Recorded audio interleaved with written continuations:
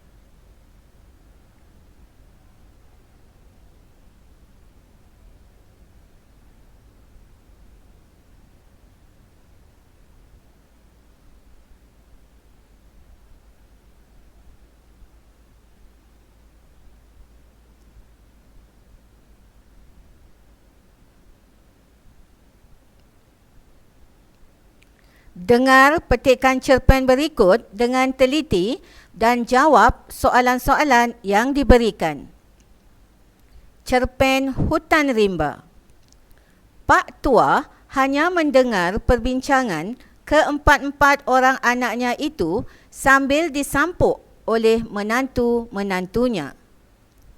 Dia lantas mendapatkan mak tua yang sibuk melayan kerenah cucu-cucu mereka. Hari itu, mereka sekeluarga bermalam di rumah kebun dekat hutan simpan Pak Tua. Mak Tua dengan dibantu oleh melati dan ketiga-tiga orang menantunya sudah pun menyiapkan hidangan makan malam yang sangat menyelerakan. Goreng ikan lais, sambal belacan, ulam pucuk lamiding dan masak lemak ikan tapa. Malam itu, Pak Tua tidur di ruang utama dengan dikelilingi oleh cucu-cucunya sambil dia bercerita tentang kehidupan sebuah hutan rimba yang indah dan damai. Pepohonan merimbun dan kayu kayan menjulang perkasa di tingkah aneka tumbuhan menjalar dan melata. Bunga-bunga anggerik liar dan cantik. Pelbagai kehidupan liar bebas menikmati santapan dan buah-buahan dalam hutan itu. Sebatang sungai kecil dihiasi batu batan mengalir jernih, tempat hidupan hutan menghilangkan dahaga. Semua tampak indah dan harmoni. Pak Tua terus mendongeng sambil membelai manja seorang cucu lelakinya yang paling kecil dan sudah pun terlelap di lengannya. Sesekali, Pak Tua merujuk pada nyanyian cengkerik dan aneka bunyi-bunyian unggas malam yang menghuni hutan simpan itu. Pak Tua berasa tenang dan bahagia. Dalam usia tuanya ini, setelah bergelar haji, suasana itulah yang ingin dinikmatinya. Suasana hutan yang asli dengan irama malamnya yang misteri. Pak Tua yakin mimpi ngeri tentang kemusnahan sebuah hutan rimba itu sudah lama berlalu. Anda diberi masa 30 saat untuk menyemak jawapan.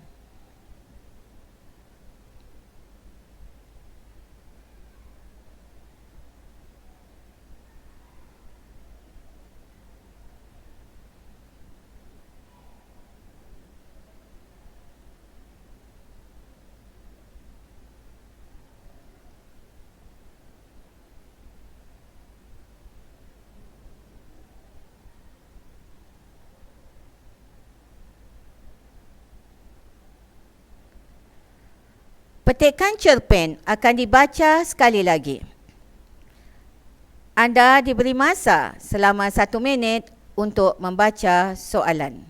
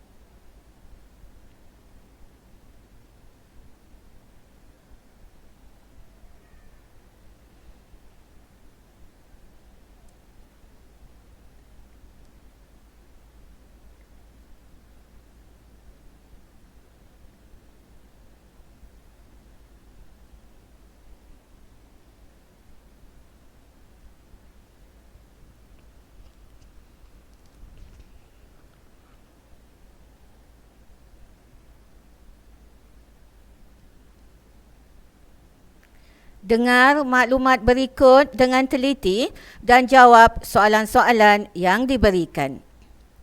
Cerpen Hutan Rimba. Pak Tua hanya mendengar perbincangan keempat-empat orang anaknya itu sambil disampuk oleh menantu-menantunya. Dia lantas mendapatkan mak tua yang sibuk melayan kerena cucu-cucu mereka. Hari itu, mereka sekeluarga bermalam di rumah kebun dekat hutan simpan Pak Tua. Mak Tua dengan dibantu oleh melati dan ketiga-tiga orang menantunya sudah pun menyiapkan hidangan makan malam yang sangat menyelerakan. Goreng ikan lais, sambal belacan, ulam pucuk lamiding dan masak lemak ikan tapa. Malam itu, Pak Tua tidur di ruang utama dengan dikelilingi oleh cucu-cucunya sambil dia bercerita tentang kehidupan sebuah hutan rimba yang indah dan damai. Pepohonan merimbun dan kayu kayan menjulang perkasa di tingkah aneka tumbuhan menjalar dan melata. Bunga-bunga anggrek liar dan cantik. Pelbagai kehidupan liar bebas menikmati santapan dan buah-buahan dalam hutan itu. Sebatang sungai kecil dihiasi batu batan mengalir jernih, tempat hidupan hutan menghilangkan dahaga. Semua tampak indah dan harmoni. Pak Tua terus mendongeng sambil membelai manja seorang cucu lelakinya yang paling kecil dan sudah pun terlelap di lengannya. Sesekali Pak Tua merujuk pada nyanyian cengkerik dan aneka bunyi-bunyian unggas malam yang menghuni hutan simpan itu. Pak Tua berasa tenang dan bahagia. Dalam usia tuanya ini, setelah bergelar haji, suasana itulah yang ingin dinikmatinya. Suasana hutan yang asli dengan irama malamnya yang misteri. Pak Tua yakin mimpi ngeri tentang kemusnahan sebuah hutan rimba itu sudah lama berlalu. Anda diberi masa 30 saat untuk menyemak jawapan.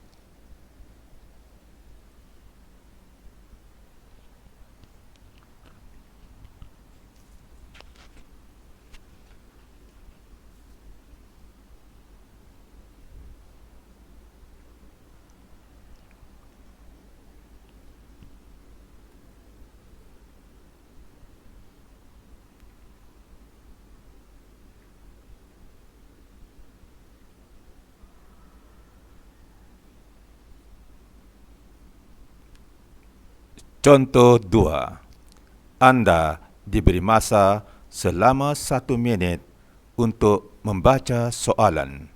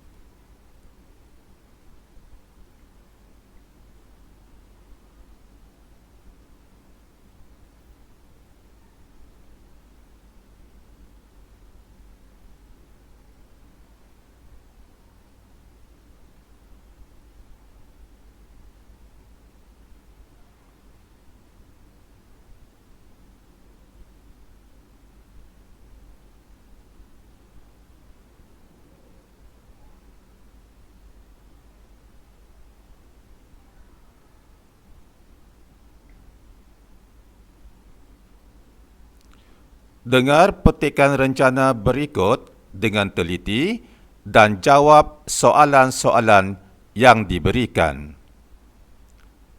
Menetapkan matlamat dalam akademik oleh Muhammad Khairul Rizah, Tuan Muhammad Yusof. Kamus Dewan edisi keempat mendefinisikan matlamat sebagai sasaran, tujuan atau sesuatu yang mahu dicapai. Matlamat dan angan-angan hanya dipisahkan oleh usaha. Tanpa usaha, matlamat akan hanya menjadi angan-angan. Angan-angan akan menjadi matlamat yang berjaya jika disertai dengan usaha. Oleh itu, setiap daripada kita yang mahukan matlamatnya berjaya perlulah disertai dengan usaha yang gigih. Dalam bidang akademik juga, matlamat sangat penting. Adakah kita belajar sejak dari kecil, prasekolah, sekolah rendah, sekolah menengah, sehingga institusi pengajian tinggi tanpa adanya matlamat? Tentunya tidak. Setiap daripada kita yang bergelar pelajar tentunya mempunyai matlamat masing-masing, sama ada matlamat itu tinggi menggunung atau sekadar berretorik untuk bermatlamat sahaja. Hal tersebut terpulang kepada diri seseorang itu. Dalam sistem pendidikan kita sendiri, kita didedahkan dengan matlamat sebagaimana terkandung dalam matlamat dasar pendidikan kebangsaan. Matlamat dalam akademik dapat ditetapkan mengikut 3 fasa, iaitu matlamat jangka pendek, matlamat jangka sederhana dan matlamat jangka panjang. Dalam matlamat jangka pendek, tempoh masa yang ditetapkan adalah dalam lingkungan 6 bulan hingga 1 tahun. Matlamat jangka pendek ini juga akan membawa matlamat jangka sederhana yang mempunyai lingkungan masa dalam 2 atau 3 tahun. Matlamat jangka panjang tentunya mengambil masa yang lebih lama. Sebagai contoh, seseorang murid itu akan menyambung pelajaran ke universiti sehingga memperoleh sarjana atau PhD. Sesungguhnya, matlamat jangka pendek dan sederhana yang dicapai tentunya akan membawa kejayaan matlamat jangka panjang. Anda diberi masa 30 saat untuk menyemak jawapan.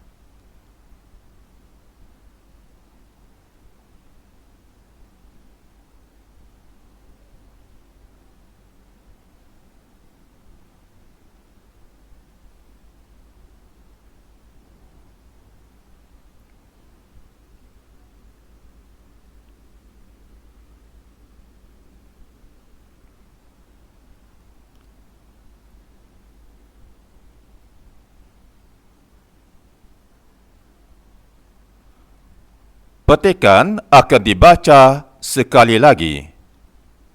Anda diberi masa selama 1 minit untuk membaca soalan.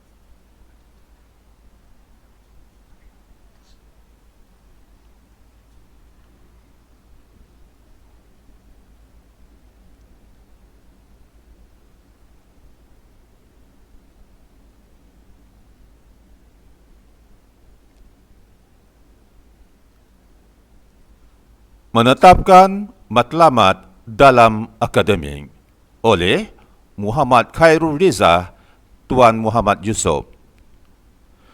Kamus edisi Kamus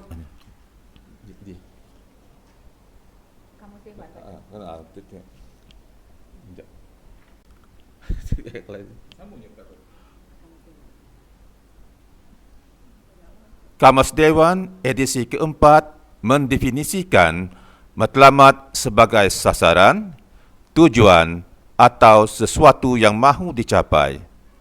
Matlamat dan angan-angan hanya dipisahkan oleh usaha. Tanpa usaha, matlamat akan hanya menjadi angan-angan. Angan-angan akan menjadi matlamat yang berjaya jika disertai dengan usaha. Oleh itu, setiap daripada kita yang mahukan matlamatnya berjaya perlulah disertai dengan usaha yang gigih. Dalam bidang akademik juga, matlamat sangat penting. Adakah kita belajar sejak dari kecil, prasekolah, sekolah rendah, sekolah menengah, sehingga institusi pengajian tinggi tanpa adanya matlamat? Tentunya tidak. Setiap daripada kita yang bergelar belajar tentunya mempunyai matlamat masing-masing, sama ada matlamat itu tinggi menggunung atau sekadar berretorik untuk bermatlamat sahaja. Hal tersebut terpulang kepada diri seseorang itu. Dalam sistem pendidikan kita sendiri, kita didedahkan dengan matlamat sebagaimana terkandung dalam matlamat dasar pendidikan kebangsaan. Matlamat dalam akademik dapat ditetapkan mengikut 3 fasa, iaitu matlamat jangka pendek, matlamat jangka sederhana, dan matlamat jangka panjang. Dalam matlamat jangka pendek, tempoh masa yang ditetapkan adalah dalam lingkungan 6 bulan hingga 1 tahun. Matlamat jangka pendek ini juga akan membawa matlamat jangka sederhana yang mempunyai lingkungan masa dalam 2 atau 3 tahun. Matlamat jangka panjang tentunya mengambil masa yang lebih lama. Sebagai contoh, seseorang murid itu akan menyambung pelajaran ke universiti sehingga memperoleh sarjana atau PhD. Sesungguhnya, matlamat jangka pendek dan sederhana yang dicapai tentunya akan membawa kejayaan matlamat jangka panjang.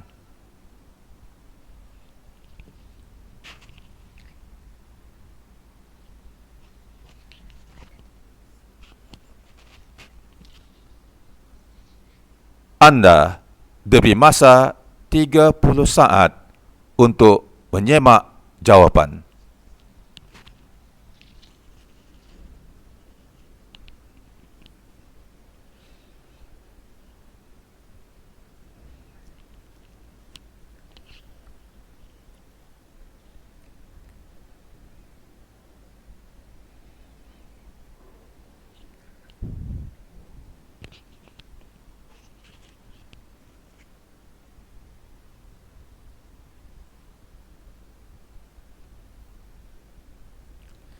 Contoh 3. Anda diberi masa selama 1 minit untuk membaca soalan.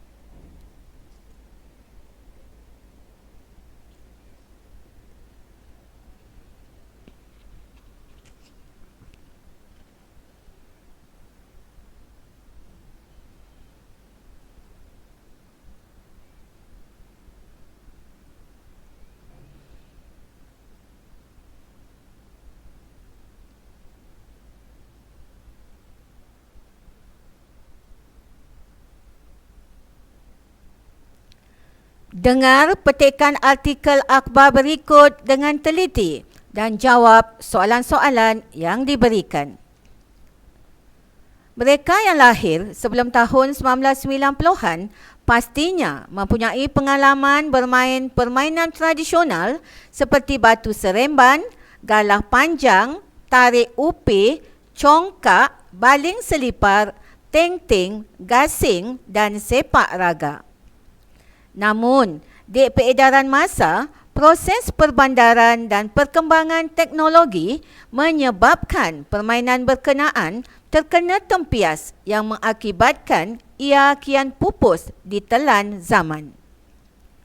Perkara itu diakui oleh Dekan Fakulti Bahasa Moden dan Komunikasi Universiti Putra Malaysia UPM, Profesor Dr. Abdul Muati Ahmad, apabila ramai generasi muda hari ini langsung kurang mengetahui permainan terbabit.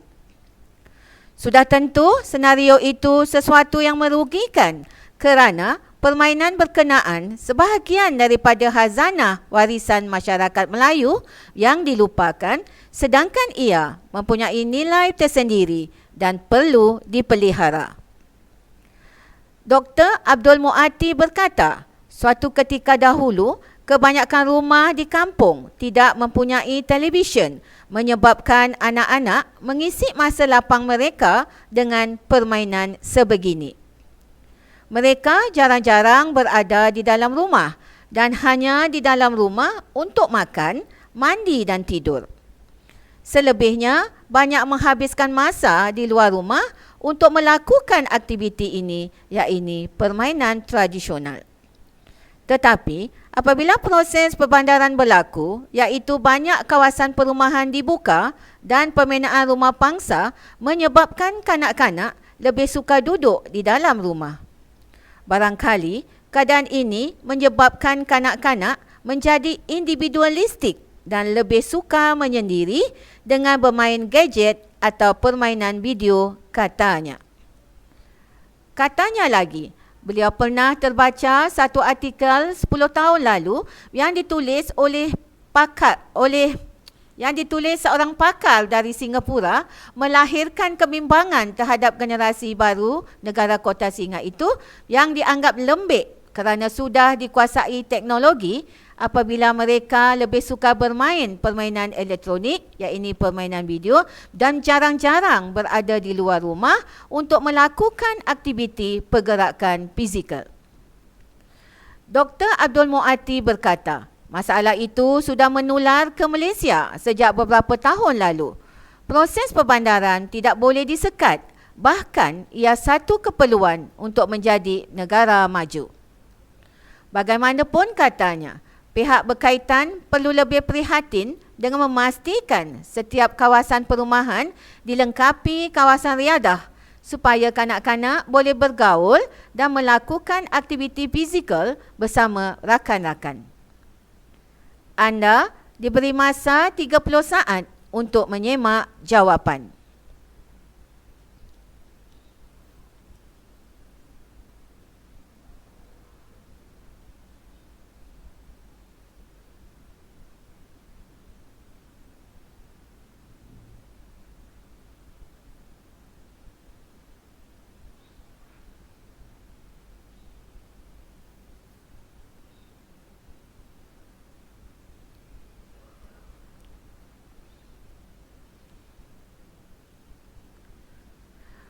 Petikan akan dibaca sekali lagi.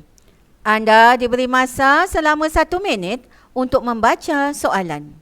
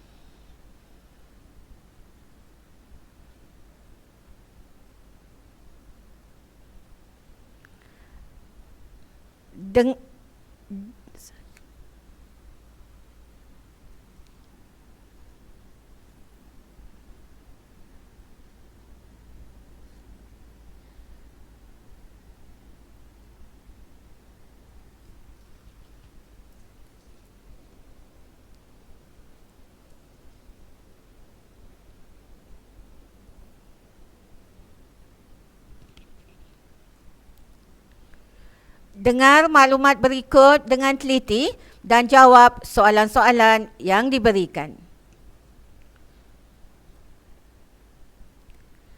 Mereka yang lahir sebelum tahun 1990-an pastinya mempunyai pengalaman bermain permainan tradisional seperti batu seremban, galah panjang, tarik upih, congkak, baling selipar, teng-teng, gasing dan sepak raga. Namun, di peredaran masa, proses perbandaran dan perkembangan teknologi menyebabkan permainan berkenaan terkena tempias yang mengakibatkan ia kian pupus ditelan zaman.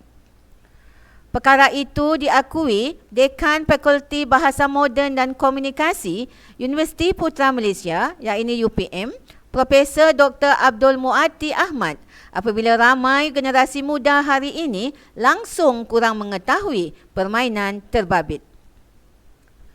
Sudah tentu senario itu sesuatu yang merugikan kerana permainan berkenaan sebahagian daripada khazanah warisan masyarakat Melayu yang dilupakan, sedangkan ia mempunyai nilai tersendiri dan perlu dipelihara.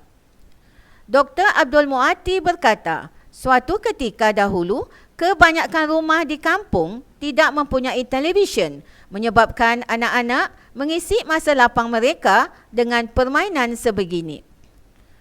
Mereka jarang-jarang berada di dalam rumah dan hanya di dalam rumah untuk makan, mandi dan tidur.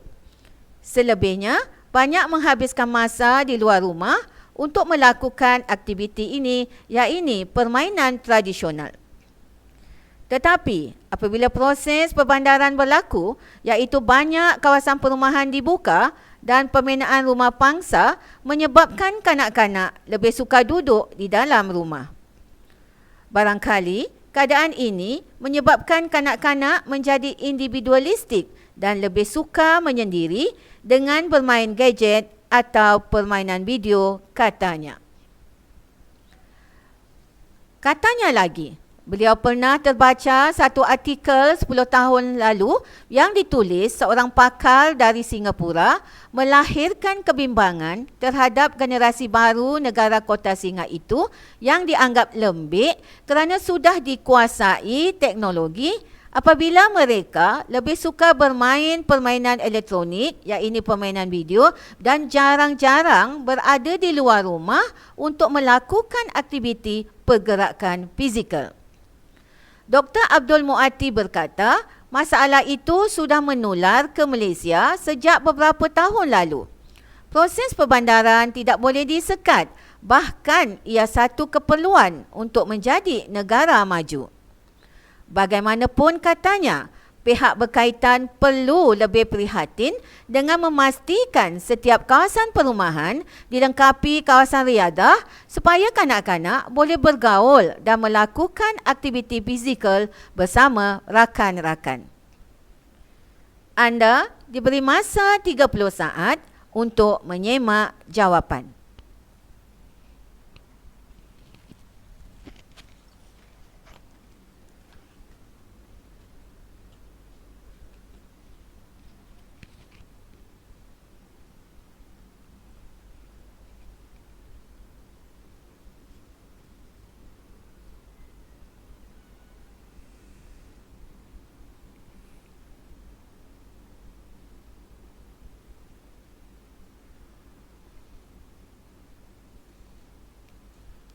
Contoh 4. Anda diberi masa selama 1 minit untuk membaca soalan.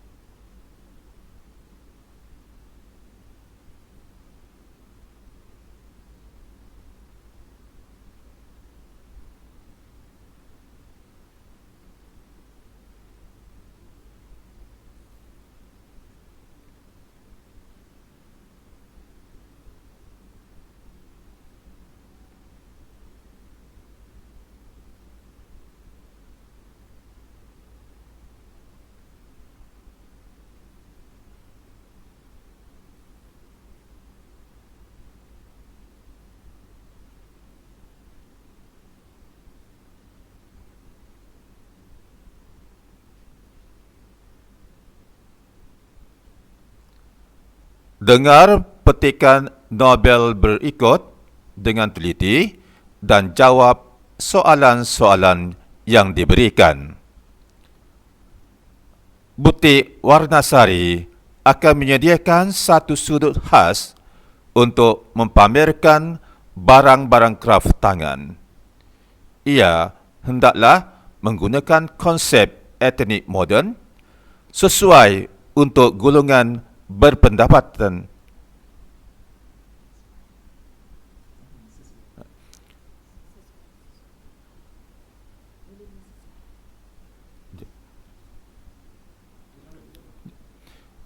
Ia hendaklah menggunakan konsep etnik moden sesuai untuk golongan berpendapatan dan bercita rasa tinggi. Pengumpul bahan-bahan berteraskan budaya juga dijangka akan memberi sambutan. Suraya merasakan ia satu peluang yang tidak boleh dilepaskan.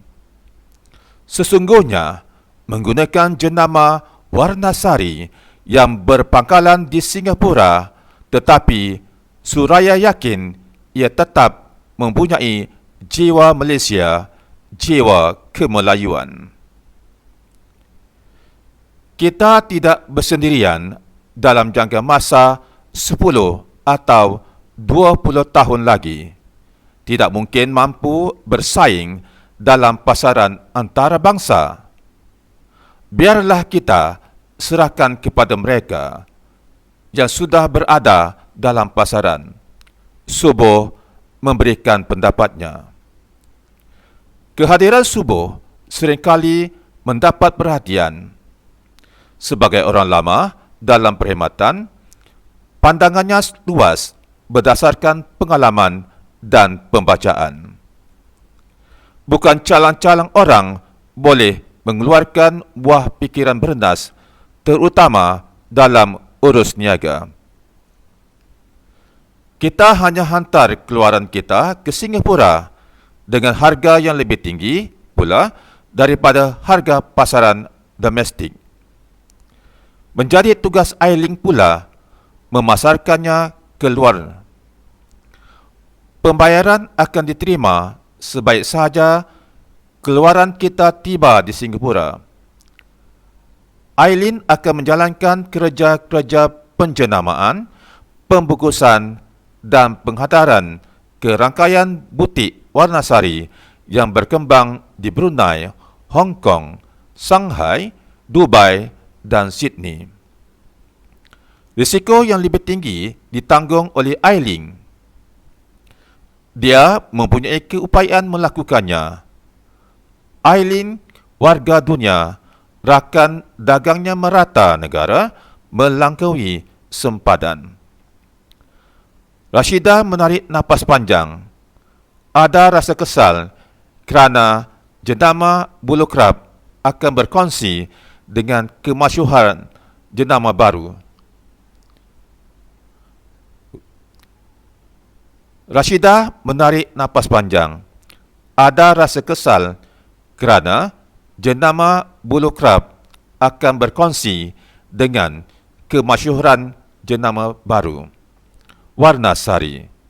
Ada sekelumit rasa bangga pula apabila mengenangkan barang-barang kerap tangan Malaysia akan mewarnai dunia fashion dan dekorasi antarabangsa. Novel Desir Angin di Pergunungan, karya Muhammad Khalid Hamzah. Anda diberi masa 30 saat untuk menyemak jawapan.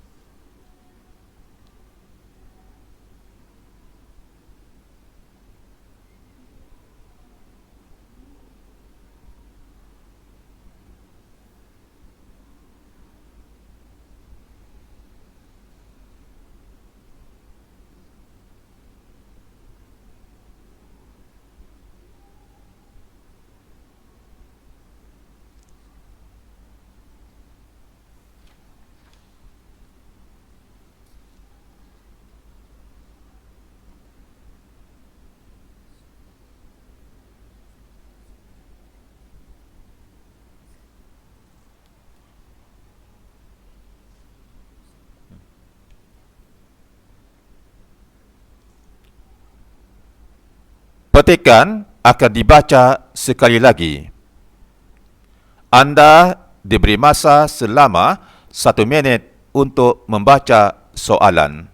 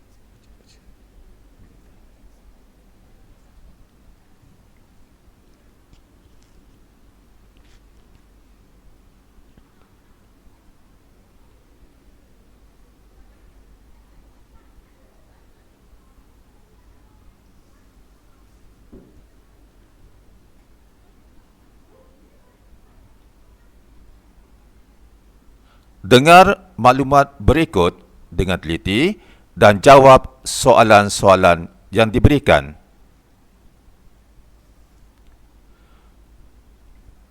Butik Warnasari akan menyediakan satu sudut khas untuk mempamerkan barang-barang kerap tangan. Ia hendaklah menggunakan konsep etnik moden sesuai untuk golongan berpendapatan dan bercita rasa tinggi. Pengumpul bahan-bahan berteraskan budaya juga dijangka akan memberi sambutan. Suraya merasakan ia satu peluang yang tidak boleh dilepaskan. Sungguh pun, menggunakan jenama Warnasari yang berpakalan di Singapura, tetapi Suraya yakin ia tetap mempunyai jiwa Malaysia, jiwa kemelayuan. Kita jika bersendirian dalam jangka masa 10 atau 20 tahun lagi, tidak mungkin mampu bersaing dalam pasaran antarabangsa. Biarlah kita serahkan kepada mereka yang sudah berada dalam pasaran, subuh memberikan pendapatnya. Kehadiran subuh seringkali mendapat perhatian.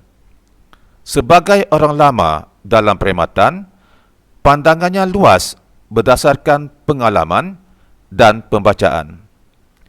Bukan calang-calang orang boleh mengeluarkan buah fikiran bernas, terutama dalam urus niaga. Kita hanya hantar keluaran kita ke Singapura dengan harga yang lebih tinggi pula daripada harga pasaran domestik. Menjadi tugas Ailing pula memasarkannya ke luar. Pembayaran akan diterima sebaik saja keluaran kita tiba di Singapura.